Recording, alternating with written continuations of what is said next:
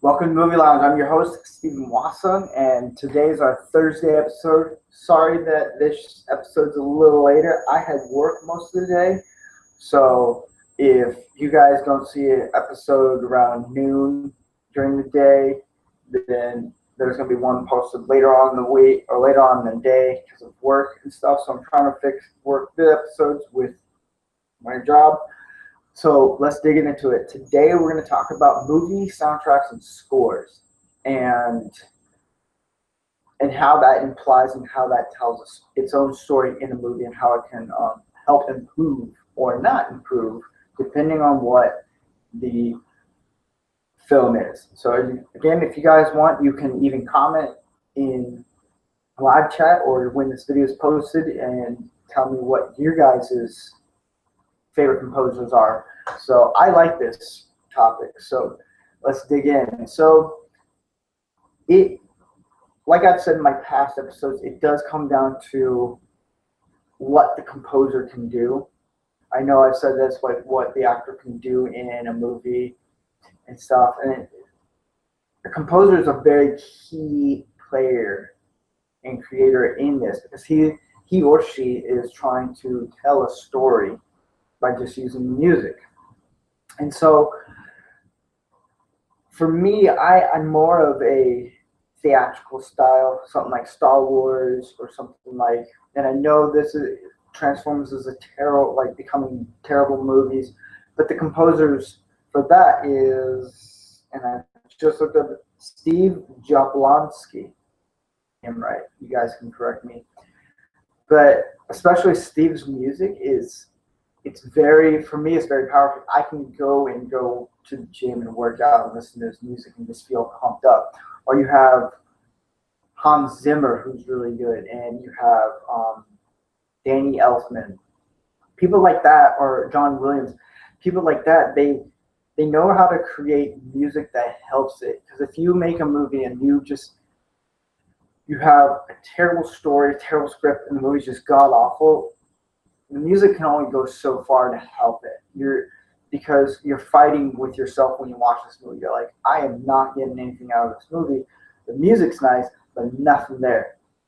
Or if the movie's really good, but the music is just not really there, it kind of plays a game with you of like, what do I like? And it can take you out of it.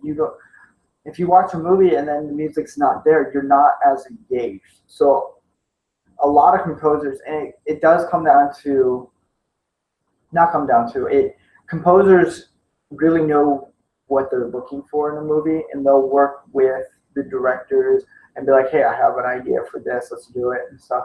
And so they know how to do their job in making the movie as good as possible with just the music.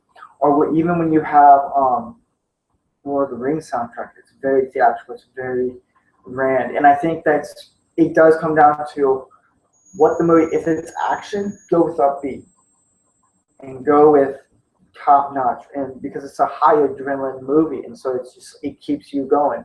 If you go slow pace, it's not going to work so well. Or if it's like, say, Gladiator or Lord of the Rings or something much longer journey type movie, you can go with a much softer pace, more theatrical, but like with violins or with piano and stuff, because you're going on a journey. A journey takes time, so you got to pick your poison. But usually when you have a movie and you have, like, say, a journey type movie like Lord of the Rings, or a big landscape movie or big theatrical saga, you kind of go with a guy who knows how to do that stuff. And a lot, like, now I've noticed that directors are picking bands to do this stuff. And I don't know if you noticed this, but like with Tron Legacy, you have Daft Punk.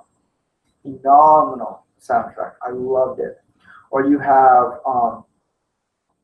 the guy Trent Reznor, who did Social Network. Like, these guys, they're picking more people from bands. Like you have M83, who did Oblivion. Amazing soundtrack, because they and I'm seeing a trend where it's like you pick guys who they know techno or know that style, like ambient, like Explosion in the Sky did. Um, I can't even think of the name now. It's The Last Survivor. Nah, it's the one with Mark Wahlberg. Their styles are just now coming in there because they know how to approach that, and they're like, okay, because I feel like bands who do more instrumental styles like ambient music, or people like M83, they kind of know, like, okay, we know the audience of how to approach this, and they do really good. Like Trent Reznor did a phenomenal job at doing Social Network because his music is it's interesting and he won an Oscar for it, and he so should win. It's because they tie into it, and I've dabbled into doing my own music, and just because I like to create things. I know how to time things right with music. I know how to go, okay, this shot is going to go really well with this. I know what that style of music is going to go with that. So, and there's a wide selection. And then you have people who like John Williams, who is hands down probably one of the greatest with Hans Zimmer.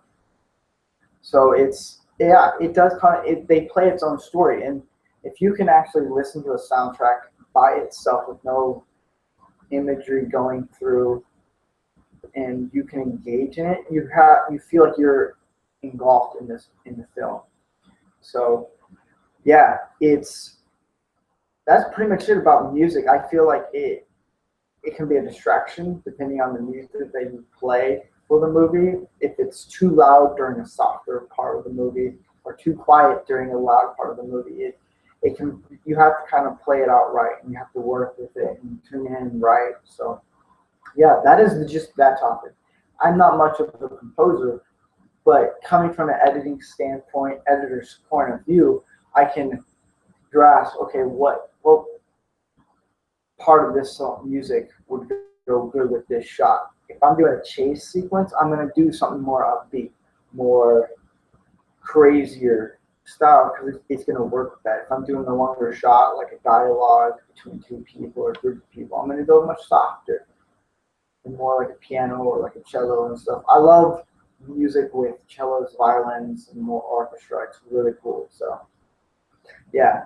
So I'm gonna dabble into 2 or 3 updates. So we are working on getting a mic and getting a setup here so you guys can hear me better and stuff and be more engaging. I'm working on doing original style camera editing setup on a switcher for live stream.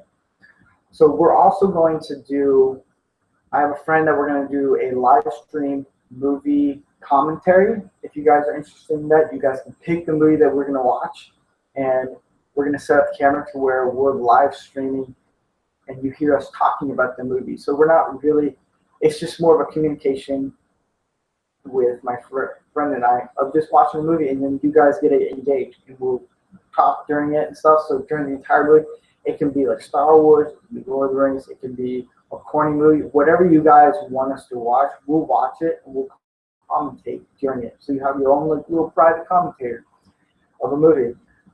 So, and that is one idea that we're throwing out there of doing, just to kind of liven it up. And then the other one is I'm gonna do a movie review of King Arthur and a movie review of Alien Covenant when that movie comes out. So I'm pretty excited about both King Arthur, because I'm a huge huge Guy Ritchie fan. I love his Guy Ritchie quirks and edits and stuff, and his dialogue. So and I've heard the movie's really good.